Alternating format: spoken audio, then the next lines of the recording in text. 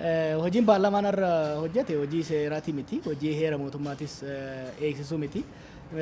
Paartiin biyya bulchu rakkoo mudate yookiin immoo rakkoo heera mootummaa mudate furuudhaaf filannoolee 4 dhiyeessee ture. Filannoolee 4 kunuu tokkoon isaaniitiyyuu furmaata kennuu hin danda'ani. Kan amma akka furmaataatti isaan dhiyeessan kan heera mootummaa hiikuu jedhu sunis dogongora.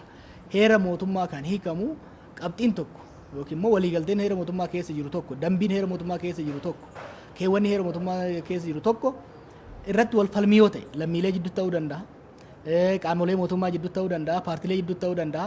Wal falmiin godhamee waliigaluu yoo dadhabame rakkoon hiikaa yoo kan jiraatu taate, rakkoon hubannaa yoo kan jiraatu taate manni maree federeeshinii hiikaa irratti kennaa jechuudha, murtii irratti kennaa jechuudha.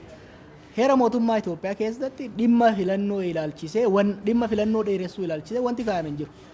Filannoon haa dheeratu wanni jedhamu gonkumaa hin jiru. Kanaaf wanta heera mootummaa keessatti hin barraa'in, hin kaa'amin, hin kaafamin irratti heera hiikuun hin danda'amu. Kanaaf qaamni manni maree federeeshinii qaama heera hiiku erga ta'e heera barreessuu hin danda'u. Isaan amma kan mana maree federeeshinaa gaafachaa jiran heera barreessidha. Heera barreessuu garuu hin danda'amu. Adeemsi isaanii adeemsa humnaan deemuu, sirna abbaa irreetiin deemuu, paarlaamaa amma dura filannoo sobaatiin guutanii keessa ta'an sanitti fayyadamanii umrii fi dheerachiisuudhaaf kan ittiin deeman malee heera biyyattiillee kan eeguu miti. Falli akka paartiitti dhiyeessaa jirru dhimmi filannoo dheeressuu kun heera mootummaa keessa waan hin jiraniif.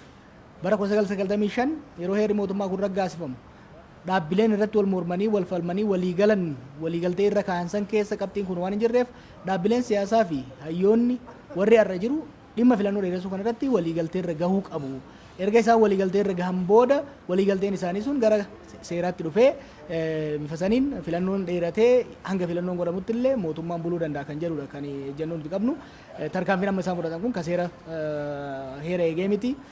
Fulbaana 30 booda mootummaa ta'anii itti fufuudhaaf fudhatama gonkumaa kan isaanii argamsiisu miti.